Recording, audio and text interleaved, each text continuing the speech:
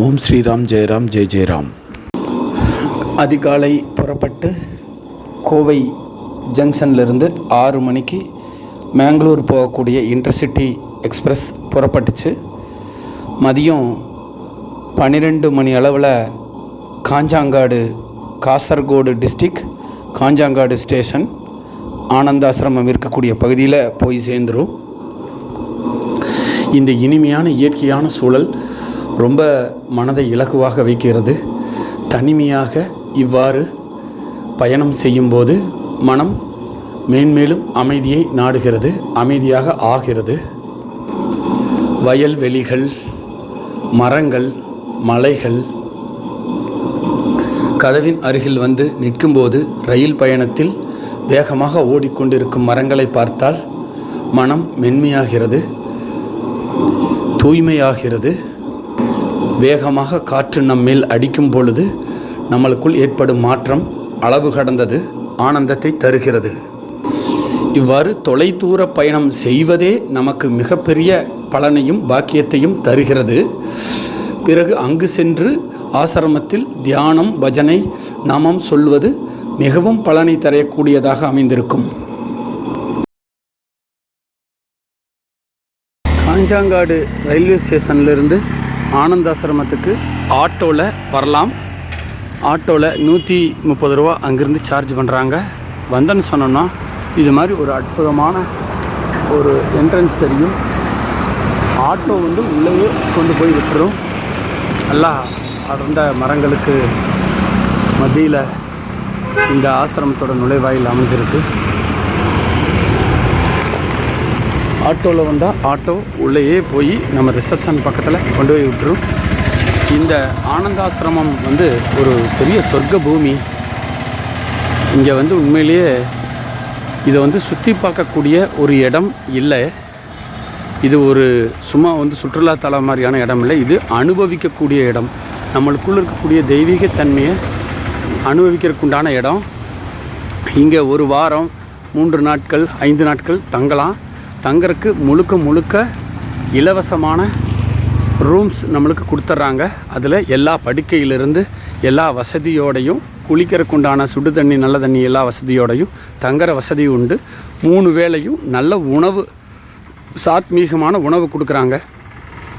அது இல்லாமல் 12 மணி நேரம் காலையில் 6லேருந்து சாயங்காலம் 6 வரைக்கும் சாமிகளுடைய சமாதிகளை ராமநாமம் ஓம் ஸ்ரீராம் ஜெயராம் ஜெய் ஜெயராம் ராமநாமம் பாடிக்கிட்டே இருக்கும். அந்த மாதிரி ஒரு சூழல் வந்து இங்கே அமைஞ்சிருக்கு. அது மட்டும் இல்லாமல் பஜன் ஹால்னு சொல்லிட்டு ஒரு இடம், அங்கே வந்து பஜனை நடக்கும். அங்கே வந்து ஹனுமன் சாலிசா படிப்பாங்க. அங்கே ஆரத்தி, தீபாரத்தி இதெல்லாமே காலையில், மத்தியானம், சாயங்காலம் 3 வேளையும் நடக்கும். அங்கே தனியாக ப்ராசஸ் போயிட்டே இருக்கும்.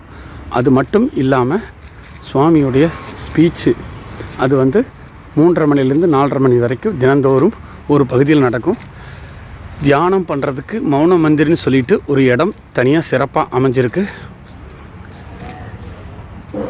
அதுபோலவே நமக்கு வந்து லைப்ரரி தனியாக இருக்குது, உணவு கூடாரம் தனியாக இருக்குது.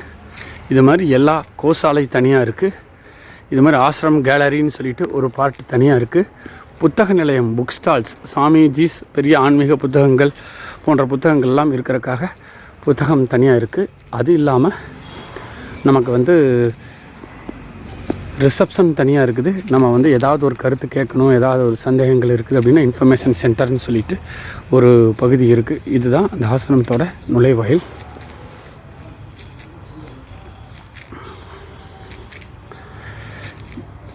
இதில் நேராக மையமாக இருக்கிறது தான் பப்பா ராமதாஸ் வாழ்ந்த இடம், பழைய ஆசிரமம். அங்கே தான் இப்போ முக்கியமான ஆரத்தி, பஜன் எல்லாமே நடக்கும்.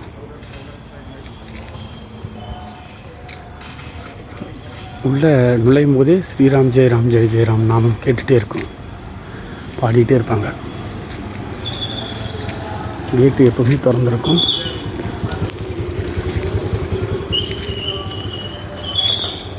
ரிசப்ஷன் இது செக்யூரிட்டி இருக்கக்கூடிய இடம். இங்கே வந்து சமாதியில் ராமநாமம் பாடிக்கிட்டே இருக்காங்க. இது வெல்கம் டு ஆனந்தாசிரம். ஆசிரம் கேலரி. ராமநாமம் பாடிட்டே இருக்கும், அந்த சத்தம் உள்ளே கேட்டுகிட்டே இருக்குது எப்போவுமே. இப்படியே கொஞ்சம் மேலே ஏறின மாதிரி நடந்து போனால் நடுவில் ஒரு ஓம்காரம் போட்ட காவி கொடி கம்பம் இருக்குது. அதில் முன்னாடி லைட்டு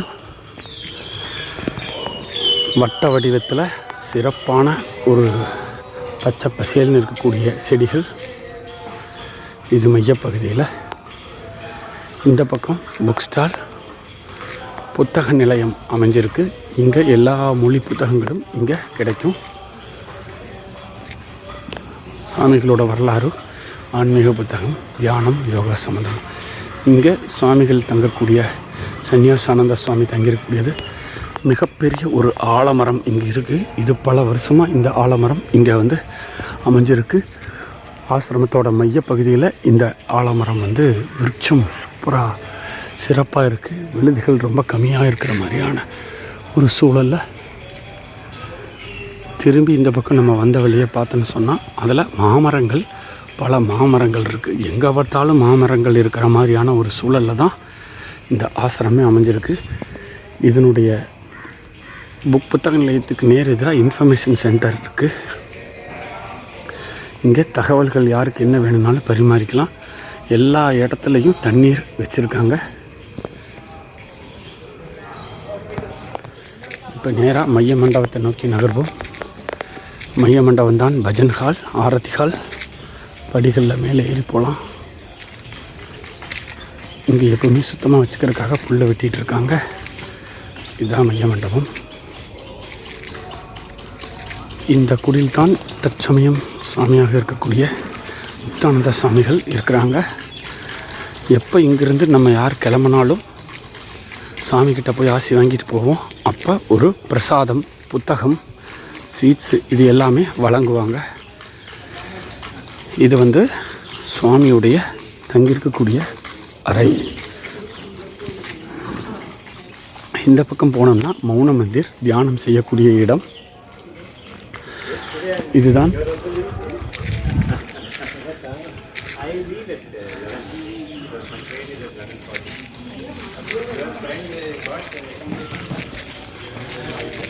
இதெல்லாம் சுத்தம் பண்ணிகிட்ருக்காங்க. இந்த சன்னியாசானந்த சுவாமிக்கு முன்னாடி எப்பவுமே இங்கே ஒரு கொடை தொங்கிட்டு இருக்கும். இது யார் வேணாலும் இந்த கொடையை எடுத்து பயன்படுத்திட்டு போகும்போது வச்சுட்டு போயிடலாம். மழை இங்கே அதிகமாக வந்துகிட்டே இருக்குங்கிறதுனால அவசியம் எல்லாருமே இந்த கொடையை பயன்படுத்திக்கலாம். இப்போது நம்ம நேராக பஜன் ஹாலுக்கு போகிறோம்.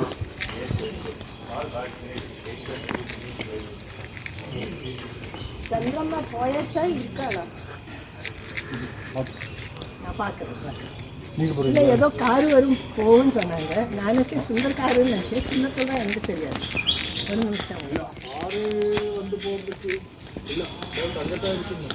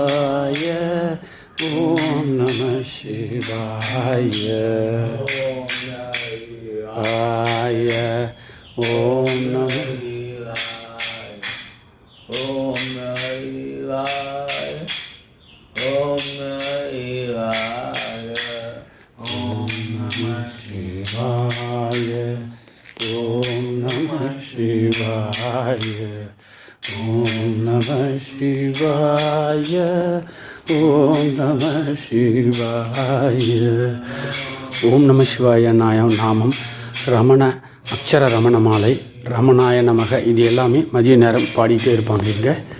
இங்கே எப்போவுமே பஜனையும் நாம சங்கீர்த்தனமும் ஆரத்தியும் நடக்கக்கூடிய மிக முக்கியமான இடம். இங்கே தான் ராமதாச சுவாமிகள் வாழ்ந்தார். இங்கே அங்கங்கே சுவாமிகளுடைய ஞானிகளுடைய படங்கள் வைக்கப்பட்டிருக்கு.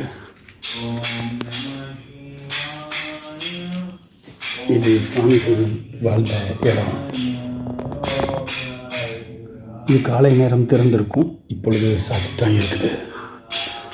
சில சாதுக்கள், யோகிராம் சரத்குமார், பகவான் ஸ்ரீ சத்ய சாய் பாபா,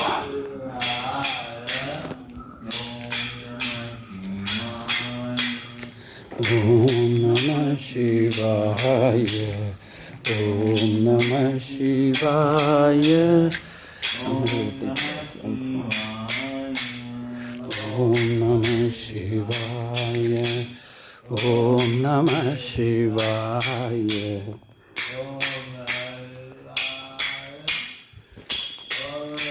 மண்டியிட்டு 3 சாமிகள்கிட்டமும் கைகளை வச்சு தலையை அவர்கள் முன்னாடி வைத்து சாமி வழிபாடு செய்துவிட்டு அடுத்த உள்ளே நுழைகிறது. இது முக்கியமான ஒரு மந்திர் போல, கோயிலுடைய கர்ப்பகிரகம் போல இது சொல்கிறாங்க. சுவாமிகளுடைய பாதங்கள் இங்கேயும் தலையை வச்சு சாமி கும்பிட்டுக்கிறோம். அதே மாதிரி அப்பா சொன்னாங்க.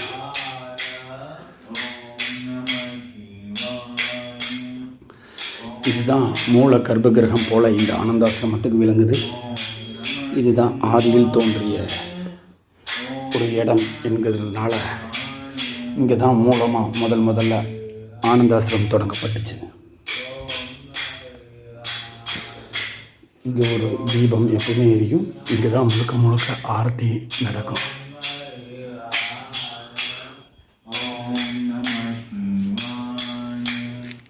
ஓம் நம சிவாய, ஓம் நம சிவாய, ஓம் நம சிவாய.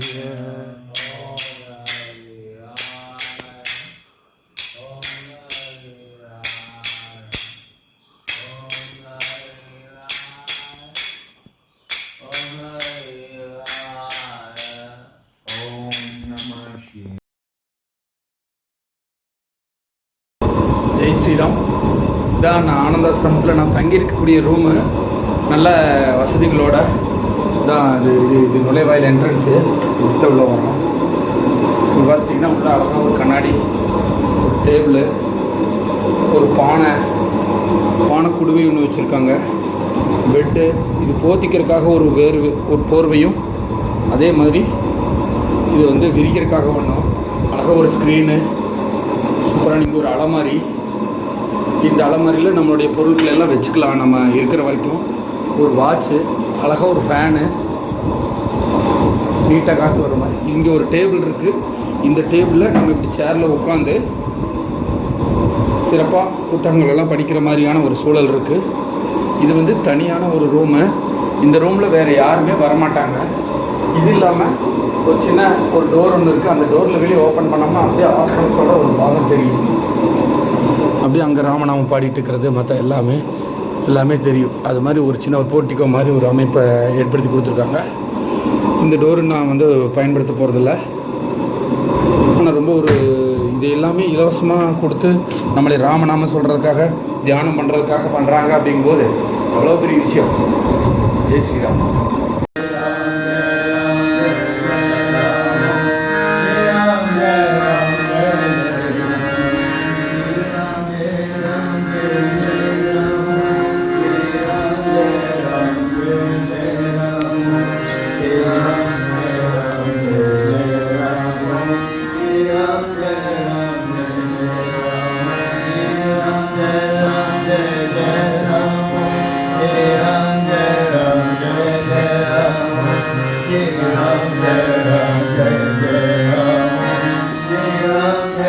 சன்னியாசானந்தா சரியான தேஜஸ் இதற்கு. ஜெய் ஸ்ரீராம்.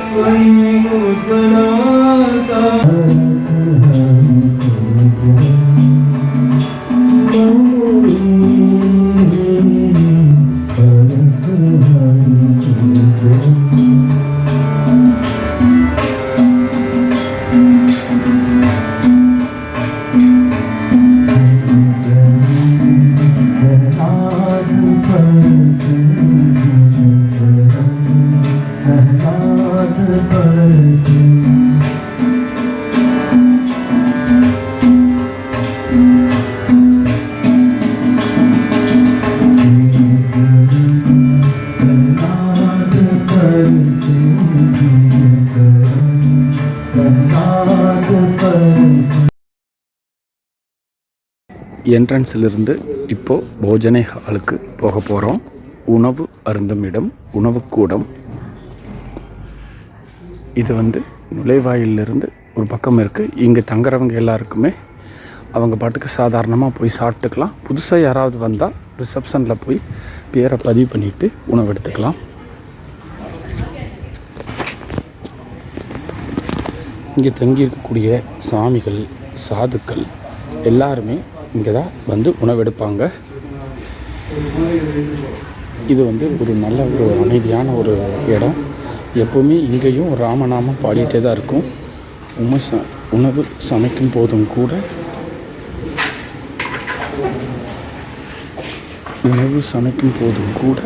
ராமநாமம் சொல்லிகிட்டே தான் இருப்பாங்க.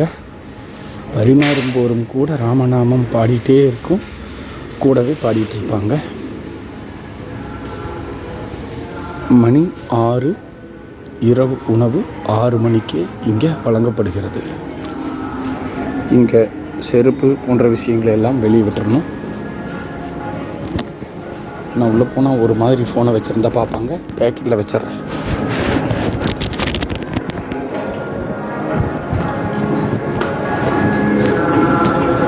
இங்கே பிளேட்டெல்லாம் எடுத்துக்கலாம். வேணுங்கிற பிளேட்டை, பெரிய பிளேட்டாக எடுத்துட்டோம்னா நிறையா வாங்க. சாதம் கொஞ்சம் வச்சுருக்கேன். சப்பாத்தி, காய் கொஞ்சம் வச்சுருக்கேன். பருப்பு குழம்பு, சிறப்பு இன்னும் கொஞ்சம் ஊறுகாய், மாங்காய் ஊறுகாய் இருக்குது. அதையும் கூட கொஞ்சம் எடுத்து இதில் வச்சுக்கலாம். சிறப்பானதாக இருக்கும். உப்பு இருக்குது, வேணும்னா எடுத்துக்கலாம். அது இல்லாமல் பால் வச்சுருக்காங்க. பால், மாட்டுப்பால் இருக்குது, அதையும் எடுத்துக்கலாம். மாட்டுப்பாலை எடுத்துகிட்டு நம்ம இந்த வரிசையில் உட்கார்ற மாதிரியான ஒரு சூழல் வச்சுருக்காங்க. அதில் அழகாக உட்காந்து நம்ம உணவு எடுத்துக்கலாம். இது மாதிரி ஒரு ஹால். இந்த ஹாலில் அப்படியே பக்தர்கள் எல்லாம் உட்காந்து உணவு எடுக்கிற மாதிரி இருக்கும். சாமிகளோட ஃபோட்டோ, சாதுக்களோட ஃபோட்டோ. சாப்பிட்டு முடித்த பாத்திரங்களை கழுவருக்கு தனியாக ஒரு இடம் வச்சுருக்காங்க. வெளியே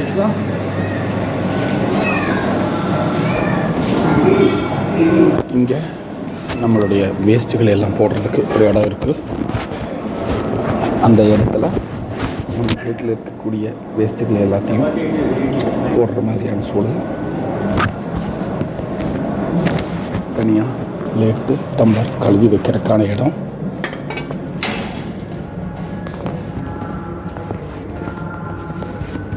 நேரம் ஆனந்தாசிரமத்தில் உணவு, தோசை, 3 தோசையும் நிறைய சாம்பார் ஊற்றிருக்காங்க. சிறப்பான ஒரு விஷயமாக அமைஞ்சிருக்கு.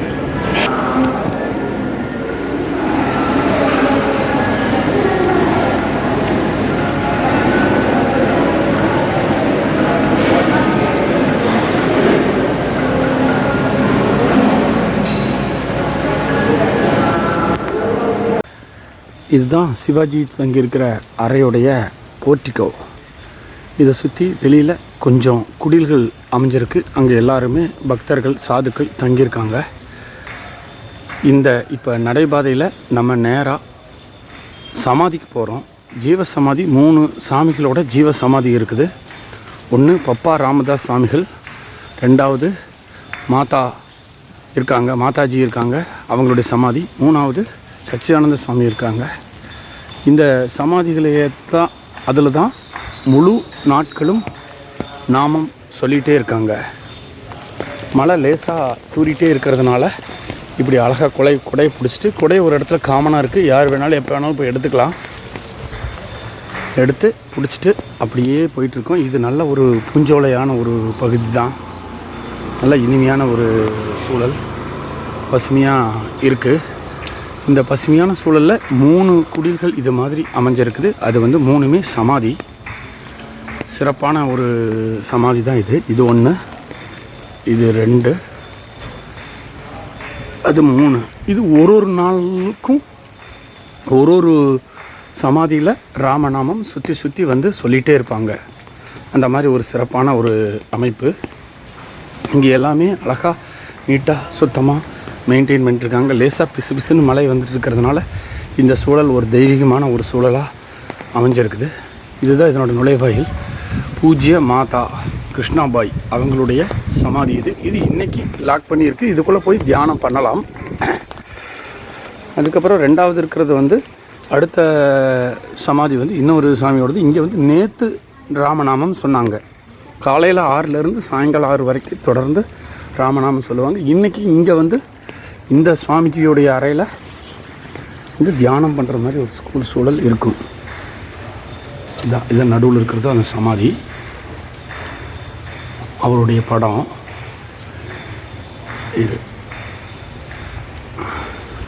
இது வந்து 3வது சுவாமி சச்சிதானந்தா அவர்களுடைய சமாதி. இங்கேயும் ராமநாமம் எப்போவுமே சொல்லப்படும். இதுதான் அதனுடைய தோற்றம்.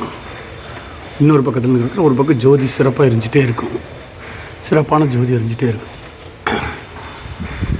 இன்றைக்கி இங்கே சொல்லலை. இப்போ 3வது முதல் சாமியாக இருந்த ராமதாஸ் சுவாமிகள் தான் இந்த ஆனந்தாசிரமத்துடைய ஸ்தாபகர். அவருடைய சமாதியில் தான் இன்றைக்கி ராமநாமம் போயிட்டுருக்கு. சத்தம் பக்கத்தில் இருக்கும்போது உங்களுக்கு கேட்கும்.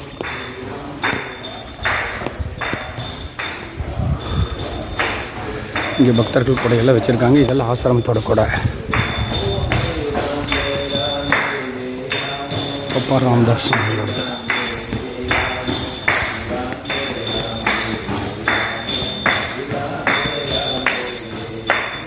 ஸ்ரீராம் ஜெய ராம் ஜெய ராம் ஓம் ஸ்ரீராம் ஜெய ராம் ஜெய ராம் ஸ்ரீராம் ஜெய ராம் ஜெய ஸ்ரீராம் ஜெய ராம் ஜெய ராம். இப்படி கொடையை மடக்கி வச்சிடுறேன். பெஸ்ட்டாக உள்ளே போய் பார்க்கலாம்.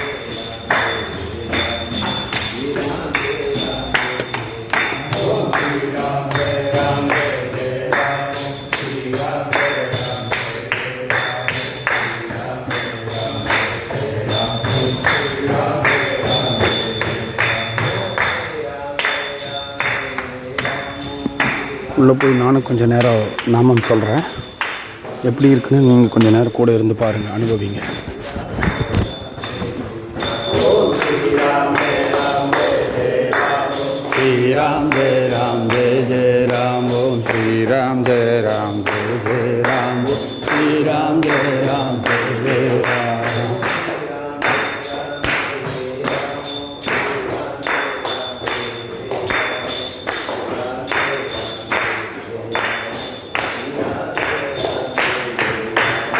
श्रीराम जय जय राम वो श्रीराम जय जय राम वो श्रीराम जय जय राम वो श्रीराम जय जय राम.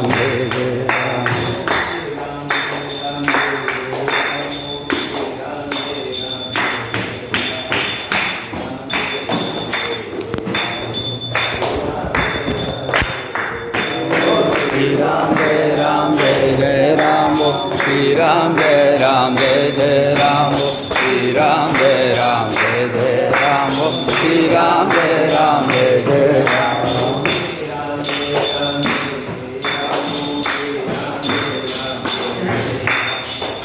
राम जय Ram.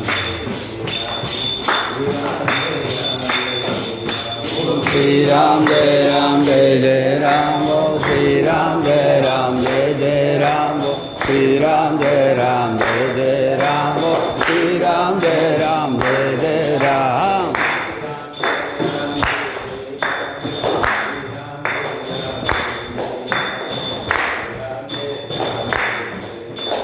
Sri Ram Jai Om Sri Ram Jai Ram Jai Jai Ram Bo Sri Ram Jai Ram Jai Jai Ram Bo Sri Ram Jai Ram Jai Jai Ram Bo Sri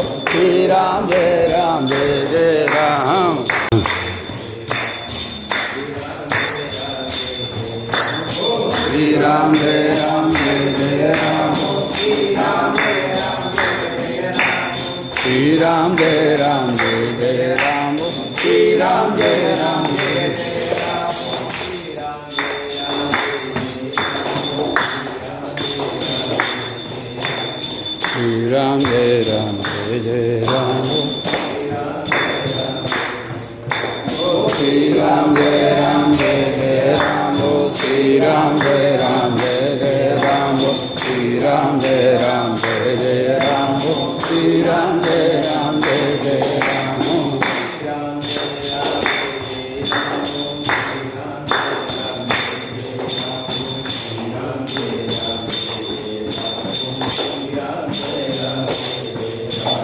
Sri Ram Jai Ram Jai Jai Ram Sri Ram Jai Ram Jai Jai Ram இந்த சமாதிக்கு வெளியில் இது மாதிரி சிறப்பான நடைபாதை கொடிகள் அமைக்கப்பட்டிருக்குது.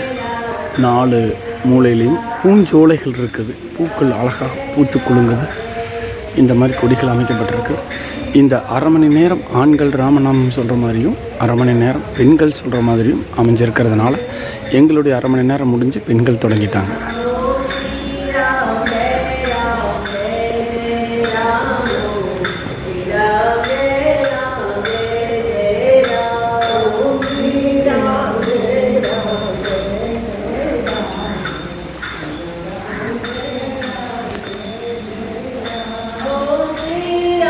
ஆசிரமத்தோட மைய ஆலமரத்திலிருந்து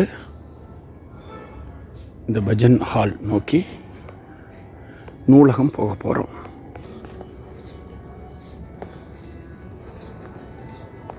இந்த பக்கம் பஜன் ஹால்,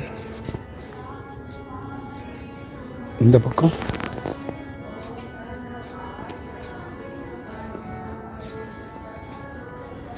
ஓம் மந்திர். இங்கே ஒரு மாமரம். இந்த பஜன் ஹாலில் ஹனுமன் சாலிசா போயிட்டுருக்குது.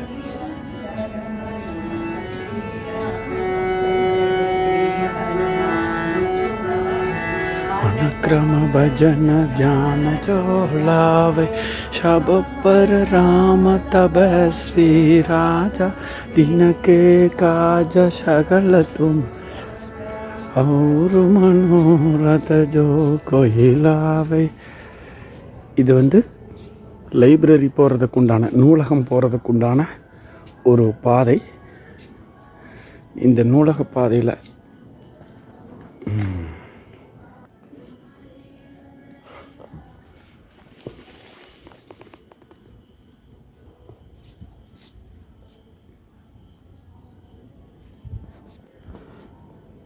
இந்த நூலகத்தில் எல்லா புத்தகங்களும் இருக்கும். பெரிய ஆன்மீக புத்தகங்கள், அனைத்து ஆன்மீக மாத இதழ்களும் இங்கே இருக்குது. அலுவலகமும் இதில் தான் இயங்கிட்டு வருது. உள்ளே கொஞ்சம் பேர் இருக்காங்க. நம்ம போனோன்னா என்ன ஏதுன்னு கேட்பாங்க.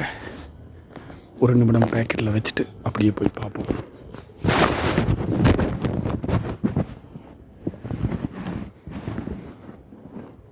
லைப்ரரி ஆஃபீஸ், இந்த பக்கம் லைப்ரரி.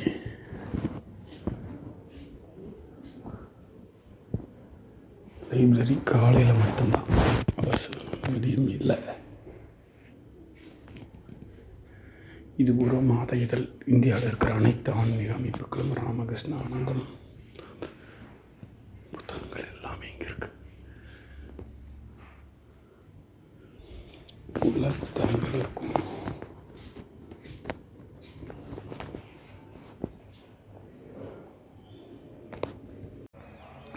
மைய ஆலமர பகுதியிலிருந்து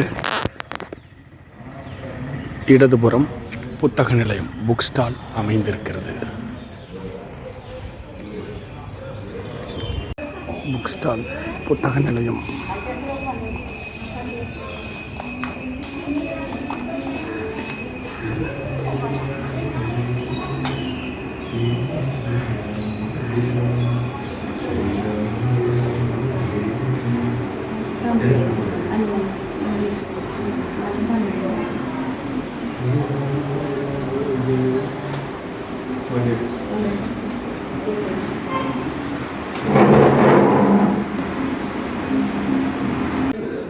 புத்தக நிலையம் மிக சிறப்பாக அமைந்திருக்கிறது.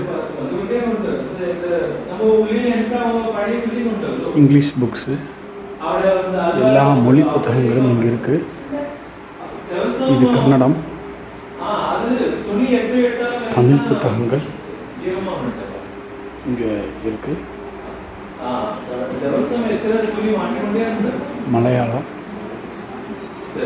தெலுங்கு,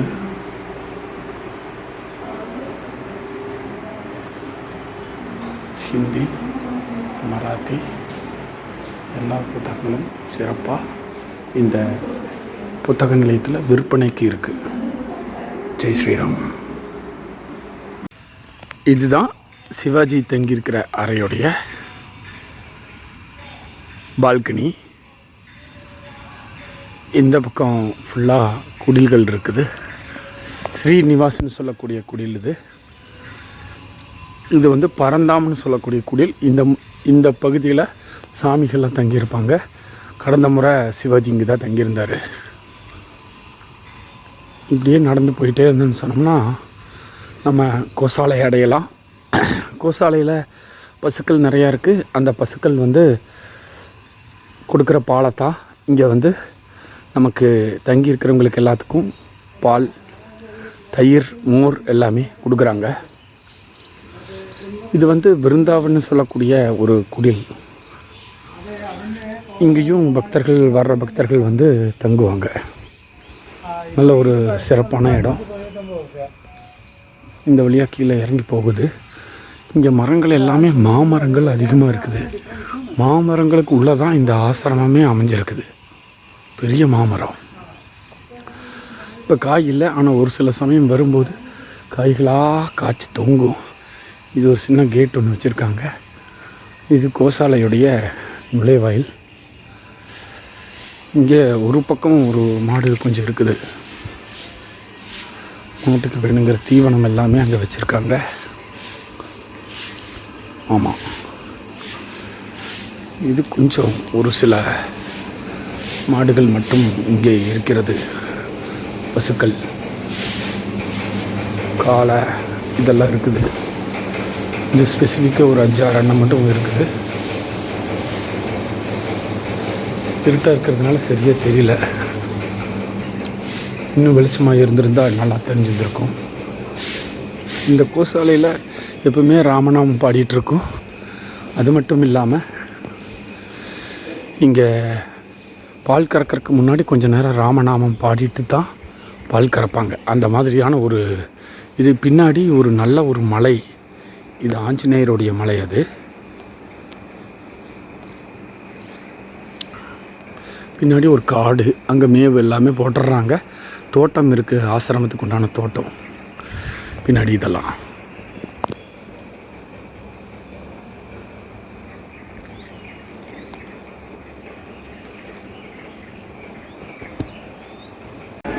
கோசாலையுடைய உள்பக்கத்துக்கு வந்துட்டோம். இங்கே எப்போவுமே ஸ்ரீராம் ஜெயராம் ஜெய ஜெயராம் நாமம் பாடுது. இங்கே தான் எல்லா பசுக்களும் இருக்குது. பசுக்கள் வைக்கக்கூடிய பொருட்கள் எல்லாம் இங்கே வச்சுருக்காங்க. தவிடு, புண்ணாக்கு எல்லாமே இந்த மாதிரி அழகாக பசுக்கள் கட்டி வைத்திருக்காங்க. எப்போவுமே 24 மணி நேரம் இந்த ராமநாமம் கேட்டுகிட்டே இருக்கும்.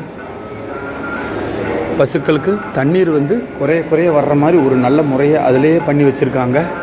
எப்போ வேணாலும் தண்ணி குடிக்கிற மாதிரி. இதில் பார்த்துட்டோம்னா இந்த பசுக்கள் மூலிமா வரக்கூடிய பால் தான் பாலை கறந்து அதிலிருந்து தான் பக்தர்களுக்கு, இங்கே தங்க இருக்கக்கூடிய பக்தர்களுக்கு பால், தயிர், மோர் எல்லாமே கிடைக்குது.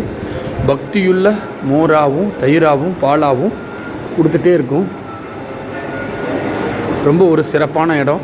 இது மட்டும் இல்லாமல் 3 மணிக்கு பால் கறக்கிறாங்கன்னா 2:30 மணிலிருந்து அரை மணி நேரம் இங்கே வந்து பால் கறக்கக்கூடியவர்கள் ஜால்ரா கஞ்சிரா வச்சு ராமநாமம் பாடுவாங்க. ஓம் ஸ்ரீராம் ஜெயராம் ஜெய் ஜெயராம்னு சொல்லிட்டு பாடிட்டே இருந்துட்டு கடைசியாக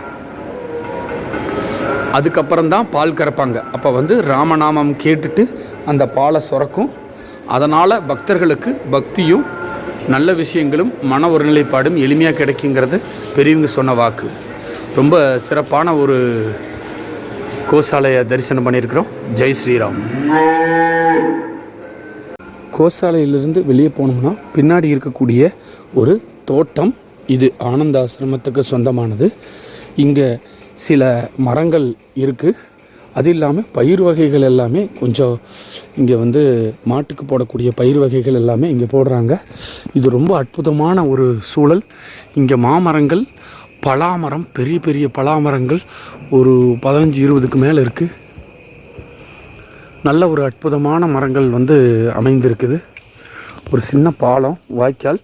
இதில் காலையில் மழை வந்தபோது கூட தண்ணி ஓடி இருந்திருக்குது. வாழை மரங்கள் உள்ளே இருக்குது. இது மிகப்பெரிய பலாமரம். அதில் பலாப்பழம் இல்லை. பலாவும் வாழையும் ஒரே சமயத்தில், மாவும் ஒரே சமயத்தில் பண்ணக்கூடியதாக இருக்கும். நல்ல ஒரு அமைதியான ஒரு சூழல்.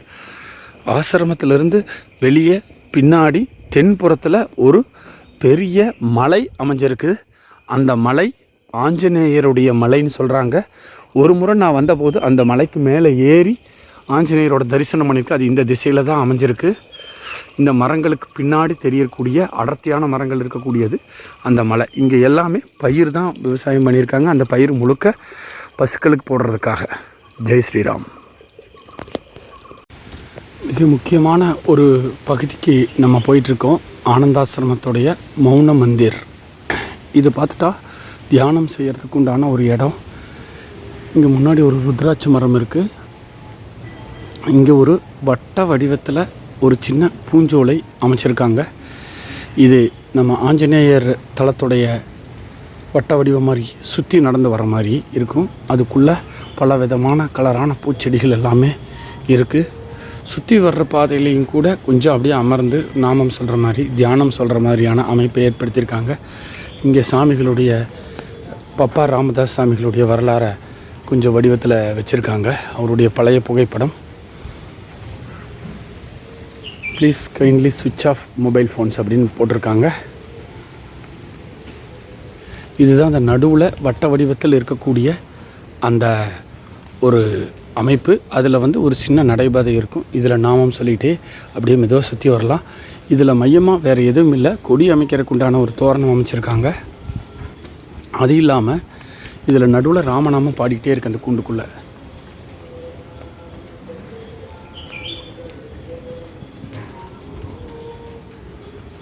நடுவில் ஒரு தென்னை மரம்.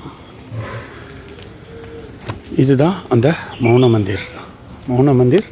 இங்கே சுவாமியுடைய விவரங்கள் எல்லாமே இருக்குது.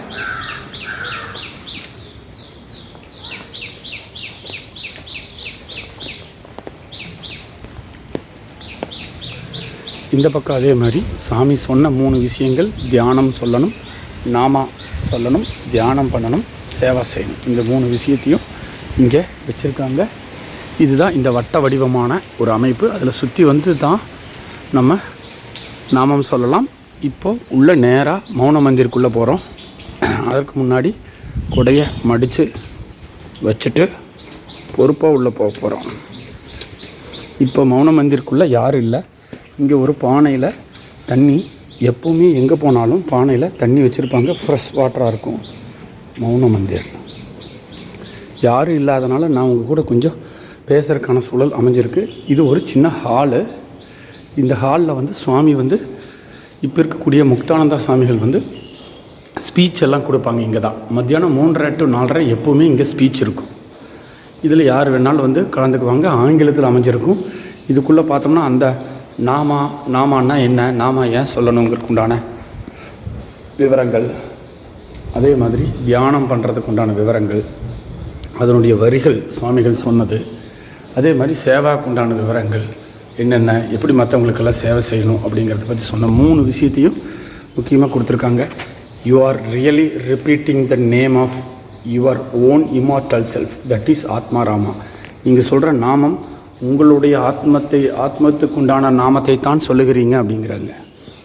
The name is the link between devotee and God.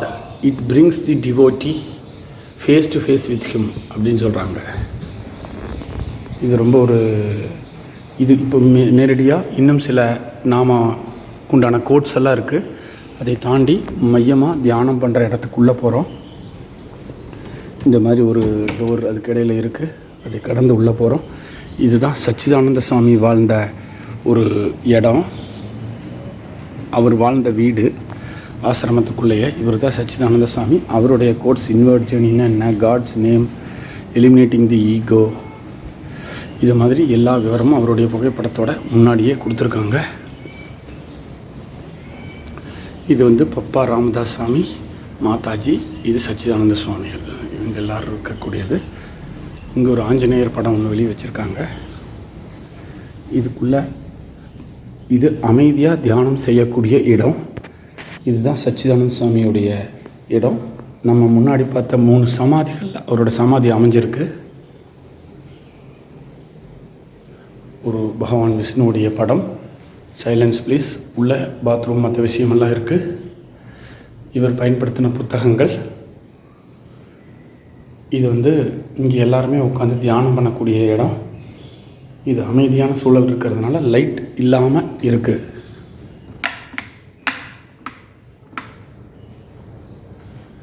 இப்போ இன்னும் கொஞ்சம் வெளிச்சமாக இருக்கும். இது சாமியுடைய பாதங்கள் இங்கே தனியாக வச்சுருக்காங்க. இங்கே தான் நம்ம சிவாஜி தியானம் பண்ணக்கூடிய இடம். பத்மாசனத்தில் உட்காந்து குறைஞ்சது 5 மணி நேரம் தினந்தோறும் இங்கே தான் உட்காந்து தியானம் பண்ணுற இடமாக இறைவன் கொடுத்துருக்கார். லைட்டெல்லாம் போட்டதுக்கப்புறம் இந்த அறை இன்னும் சிறப்பாக அமைஞ்சிருக்கு. நல்ல தூய்மையாகவும் மலர்கள் வச்சு, புதிய மலர்கள் வைக்கப்பட்ட ஒரு அறையாக இருக்கிறது. ஜெய் ஸ்ரீராம்.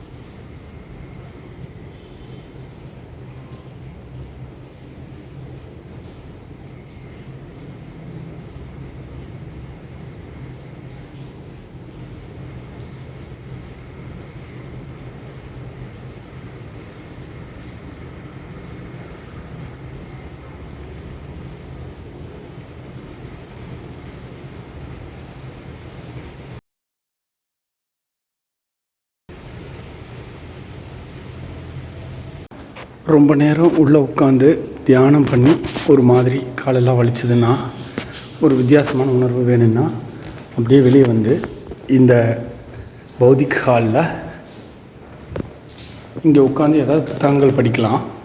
அந்த புத்தகங்கள் படிக்கிறதுக்கு லைப்ரரி தனியாக இருக்குது, மிகப்பெரிய லைப்ரரி.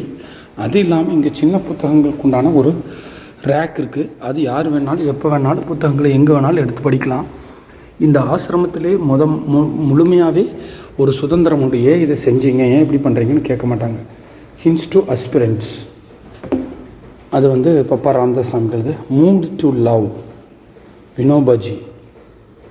இது மாதிரி ஒரு 2 புத்தகத்தை எடுத்து கொஞ்சம் பொறுமையாக ஏதோ ஒரு பக்கம் உட்காந்து அப்படியே மெதுவாக ரீட் அவுட் பண்ணால், எந்த அவசரம் இல்லாமல் எந்த குழப்பம் இல்லாமல் பண்ணோம்னா கண்டிப்பாக நம்மளுக்கு ஒரு நல்ல உள்ள ஒரு புரிதல் கட்டாயம் ஏற்படும். அதில் சந்தேகமே கிடையாது.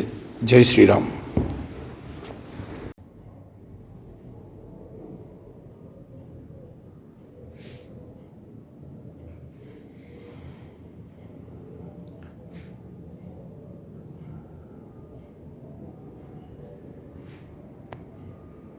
இதுதான் மெடிடேஷன் ரூம், மௌன Mandir.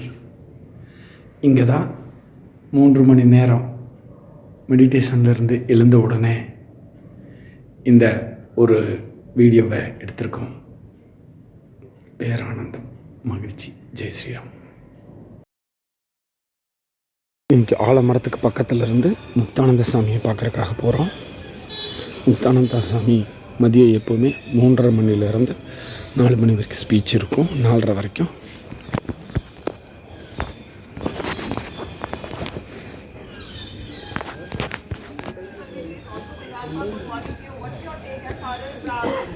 Amendment bill that is concerned, sir, because it talks about inclusivity, especially when it comes to the members of the Muslim community.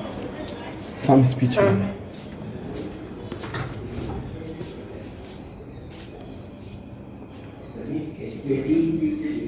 இதுதான் சாமி இருக்கிற அறை. உள்ள ஸ்பீச் போயிட்டுருக்குது இங்கிலீஷில். கொஞ்ச நேரம் கேட்டுட்டு கட் பண்ணிடுவோம்.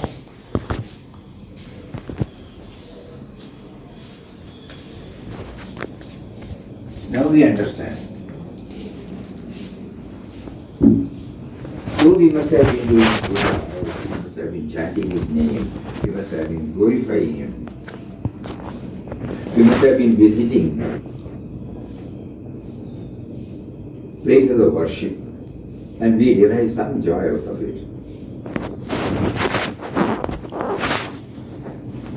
It is nowhere near the real bhakti.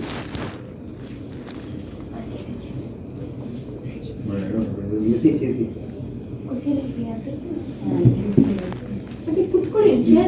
You can take the chair, or you can sit here. Sit here.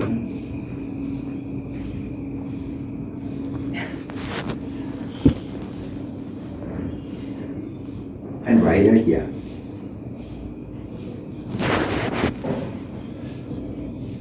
We never deny any creature that comes to us. Think about it, please. What is Papa's definition about devotion? A devotion which is weak and interrupted cannot entirely turn the mind away from the external world. Very often a devotee complains that however strongly he may wish,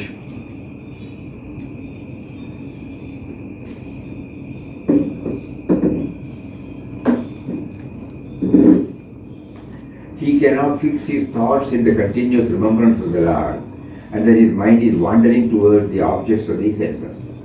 This is due to the lack of intensity in his devotion to the Lord. Devotion must therefore be a dedication of all the powers of the mind and heart for the exclusive meditation and love of the Lord.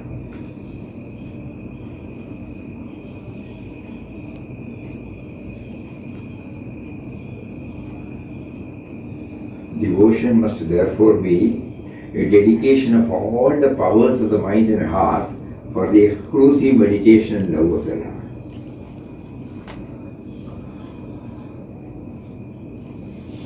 Devotion, as rightly divided, is of two kinds, the lower and the higher. In the lower form of devotion, the devotee looks for guidance and concentration from outside and primarily attaches himself to the society of saints who have realized fully the greatness and glory of the Lord.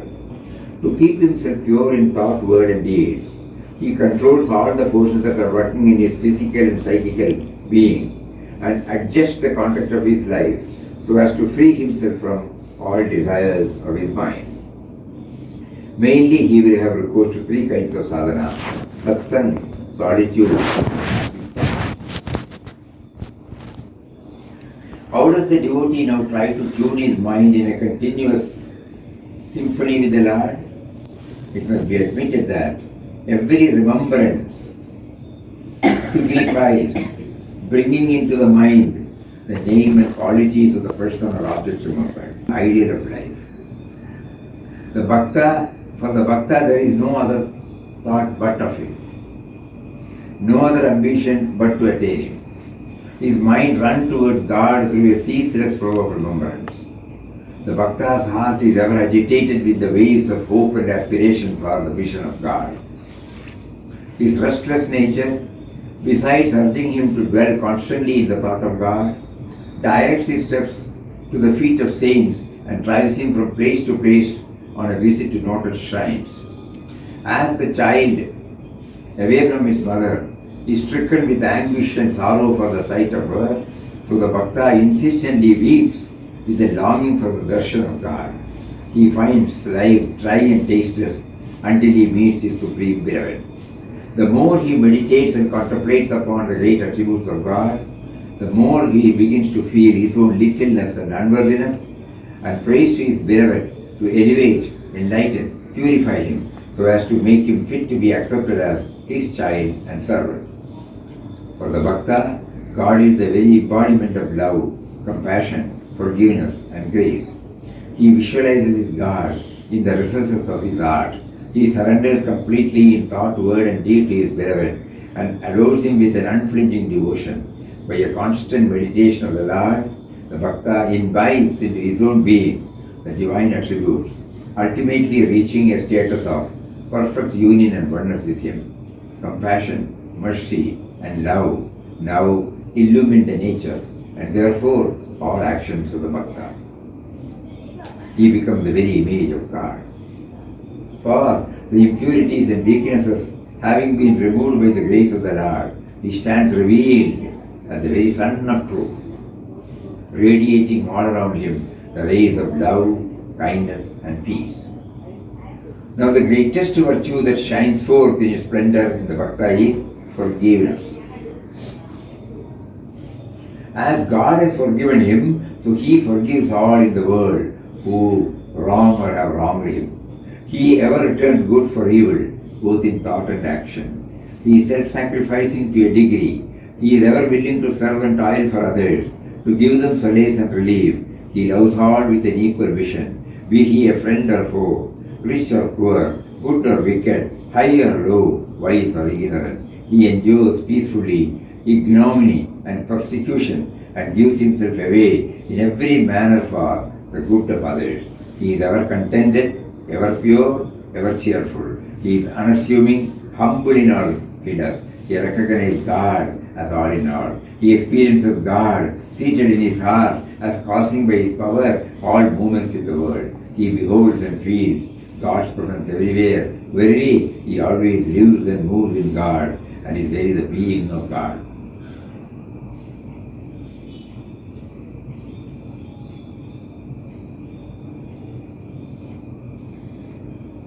So during our Mauna session, I mean, even when we are in the puja room, even when we go to the temple, when we are touch rekindled, the devotion and fervor in us, our prayer should be, we have great devotion towards you, but it doesn't stay with us. When anything affecting me and mine comes, I am taking decision, I am not bringing you into the picture. Whereas now I agree that you are the Lord of the universe. But that doesn't stay with me.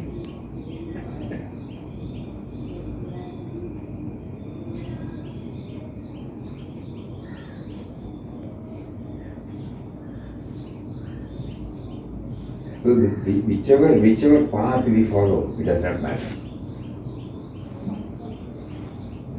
Whether it is through analyzing, just like we found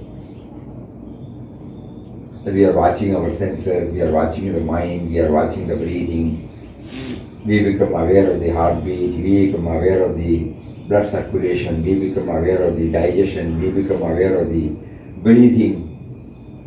And we know that we are not this. That is the path through which,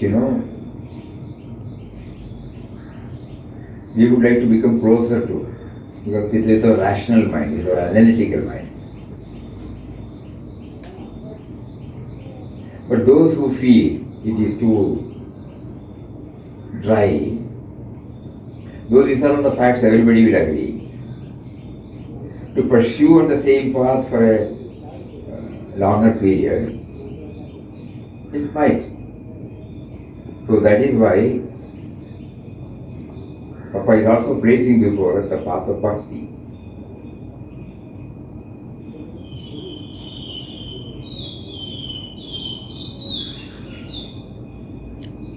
We only add something, that's all.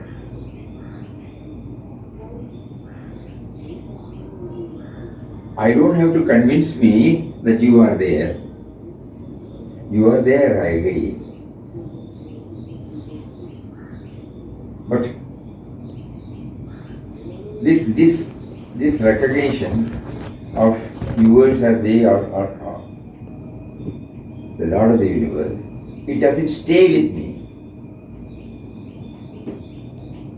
I may be talking about my visit to the great temple, the wonderful experience I had there. But after that, immediately, even while I am explaining, somebody comes and says something which is not to my liking. What happens? I immediately react from the me and my level. Though in all our archanas, pujas, our glorification, we keep on hammering this, that you are behind everything, you are behind everything, you are behind everything. Without you, I don't exist. Please.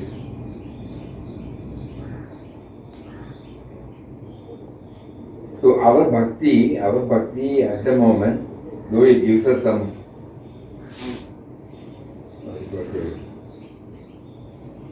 a joy during the period, transient. It doesn't stay with me. So during the Mauna session, such prayer also can be tried, is it not? So that we are comfortable with a form.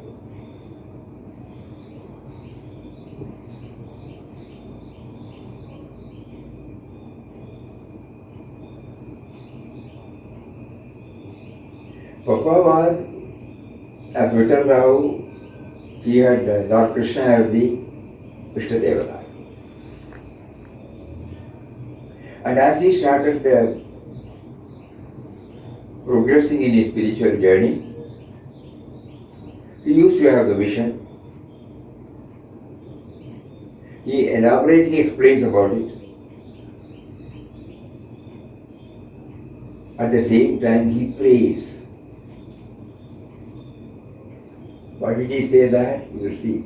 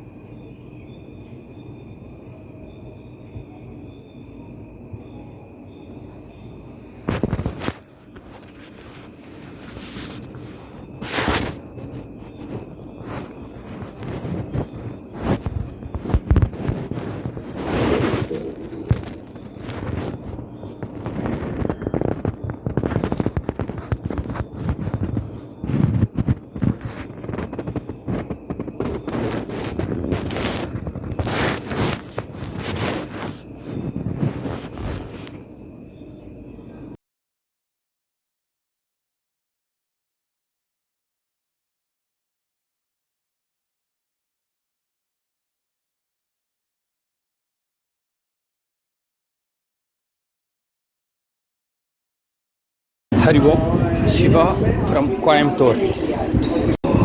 Jai Sriram. ஆனந்தாசிரமத்திலிருந்து கிளம்பி வர்றதுக்காக தயாராகிட்டோம். இந்த சூழ்நிலையில் முக்தானந்த சாமியை சந்தித்து அவர்கிட்ட ஆசி வாங்கறதுக்காக போய் அவர்கிட்ட ஒரு மணி நேரம் கலந்துரையாடல் ரொம்ப சிறப்பாக இருந்தது. அவர்கிட்ட பிரசாதம் வாங்கறதுக்காக போயிருந்தது. எப்போவுமே இங்கேருந்து விடைபெற்றோன்னா அவங்க கையில் பிரசாதம் கொடுத்து அனுப்புவாங்க வாழ்த்து சொல்லி. சாமி கொடுத்த பிரசாதங்கள் பார்த்துட்டோம்னா இந்த குங்கும பிரசாத கவரு, இந்த புத்தகங்கள், கொஞ்சம் புத்தகங்கள் கொடுத்துருந்தாங்க. கூட இந்த கவரில் இருக்கக்கூடிய ஒரு சின்ன சிப்ஸ் பேக்கெட்டும் ஒரு ஸ்வீட்டும் இங்கே எப்போவுமே வழக்கமாக தருவாங்க. இதுதான் இங்கே தரக்கூடிய இது வந்து கொஞ்சமாக கொடுத்து அனுப்பிச்சிட்டாரு.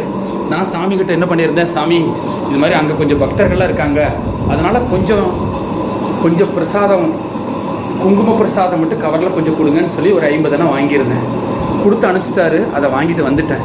வந்ததுக்கப்புறம் கொஞ்சம் நேரம் கழித்து ஒரு 15 நிமிஷம் கழித்து திருப்பி சாமி கூப்பிட்டாருன்னு சொல்லி ஒருத்தர் வந்து கூப்பிட்டாரு. நான் போய் நேரில் சாமியை பார்க்குறேன்.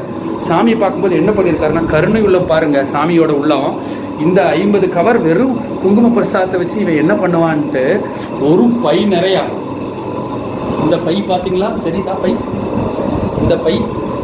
இந்த பை நிறையா முழுக்க பிரசாதங்கள் போட்டிருக்காங்க. 50 கவர் இருக்குது, 50 சிப்ஸ் பேக்கெட்டு, இது மாதிரி 50 ஸ்வீட்டு, இதெல்லாம் போட்டு இந்த புத்தகங்களெல்லாம் கூட சேர்த்து கொடுத்துருக்காரு. இந்த கருணை எந்த இதில் வரும், யாருக்கு வரும் யோசிச்சு பாருங்கள். இந்த புத்தகங்கள் எல்லாமே சாமி எடுத்துகிட்டு போக சொல்லி எல்லா பக்தர்களுக்கும் கொடுத்துருங்கன்னு சொல்லி கொடுத்துருக்காங்க. நான் ஒன்று வாங்கிட்டு இன்னும் பேருக்கு கொடுக்குறதுக்காக குங்கும பிரசாதம் வாங்கினதுக்கே அவர் இந்த அளவுக்கு செயல்பட்டுருக்காருன்னா அவருடைய கருணையை உண்மையிலேயே சொல்கிறதுக்கு அளப்பரிய அவ்வளவு தூரம் அற்புதமான ஒரு ஆசிரமம், ஆனந்தாசிரமம். அடியவனுக்கு வந்து வாழ்நாளில் கடந்த 20 வருஷமாக ஒவ்வொரு வருஷமும் ஒரு வாரம் இங்கே தங்குற வாய்ப்பு கிடைச்சது. அதே மாதிரி திருவண்ணாமலையிலே தங்குற வாய்ப்பு கிடைக்குது. இந்த ஆனந்தாசிரமத்துக்கு நிகர் உலகத்தில் வேறு எந்த ஆன்மீக தலமும் கிடையாது, எந்த ஆசிரமமும் கிடையாது. அந்த அளவுக்கு சக்தி வாய்ந்தது, அந்த அளவுக்கு அமைதியை கொடுக்கக்கூடியது, அந்த அளவுக்கு அன்புமயமானது. யாருமே எதுவுமே இது செய்யணும், இது செய்யக்கூடாது, இங்கே பண்ணாதீங்க, இங்கே ஃபோட்டோ எடுக்காதீங்க, இங்கே வீடியோ எடுக்காதீங்க, இங்கே நிற்காதீங்கன்னு சொல்லவே மாட்டாங்க. நேற்று முழுக்க நான் மௌன மந்திர்னு சொல்லக்கூடிய தியானம் பண்ணுற இடத்துல தான் இருந்தேன். மௌனமாக இருக்கிற பட்சத்தில் யாருமே கூட பேசுறதுக்கு உட்படவோ முயற்சி செய்யவோ எங்கேயுமே எந்த சூழலுமே அமையல. காலையில் ஒரு 5 மணி நேரம் ஒரே இடத்துல 8 மணிலேருந்து 1 மணி வரைக்கும் தியானம் செஞ்சுட்டு இருந்தோம். உணவு ஒரு 2 மணி நேரம் இடைவெளி கொடுத்து மறுபடியும் 3லேருந்து 6 வரைக்கும் மறுபடியும் ஒரு 3 மணி நேரம் தியானத்தில் இருந்தோம்.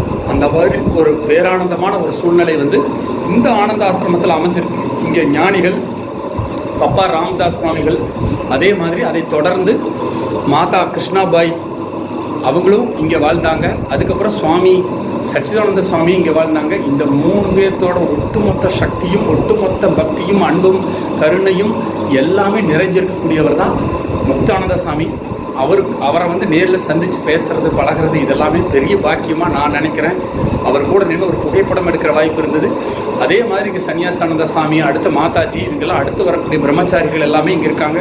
அவங்க எல்லாம் சந்திக்கிறதே ஒரு பெரிய பாக்கியமாக நம்ம கருதுகிறோம். உண்மையிலேயே யாரெல்லாம் உண்மையாக ஆன்மீக விழிப்புணர்வு ஏற்படணும் அப்படின்னு நினைக்கிறவங்க எல்லாரும் அவசியம் ஆனந்தாசிரமம் ஒரு முறையாவது சும்மா சுற்றி பார்க்கக்கூடிய இடம் இல்லது, அனுபவிக்கக்கூடிய இடம். தங்கி நாமம் சொல்லி இந்த சூழலை அனுபவிக்கணும். அடியார்களோடு சேர்ந்து அனுபவிக்கும் போது நம்மளும் இறை ஆனந்தத்தை அடைவோம். ஜெய் ஸ்ரீராம்.